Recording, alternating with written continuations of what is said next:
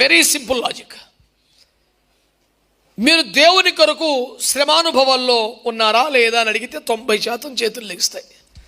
ఎన్నో శ్రమలు, ఎన్నో కష్టాలు పడ్డాం ప్రభు కొరకు, మాటలు పడ్డాం, నిందలు పడ్డాం, ఒక అబద్ధం అనలేక, ఒక ఆశ విషయంలో కూడా భయం కలిగిన వారిపై ఎంతో నలిగిపోయాం.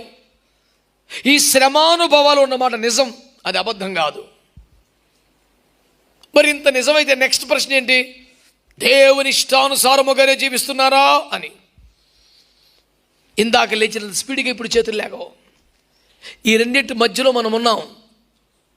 నేను అనేది ఏంటంటే, ఇంత సాధించుకొచ్చాంగా, ఇన్ని బాధలు పడ్డాంగా, ఇంతకాలం నమ్మకంగా రోషంగా బతికాంగా, రాజీ పడకుండా ఇంతకాలం శరీరమును కోరికలను కాల్చుకొని బతికాంగా, ఇంకొంతకాలం జాగ్రత్త పడితే దేవుని ఇష్టానుసారంగా జీవిస్తే అధిక మహిమలోకి వెళ్తాం కదా. ఈలోపు ఎందుకు వచ్చిన కకృతి, ఈలోపు ఎందుకు వచ్చిన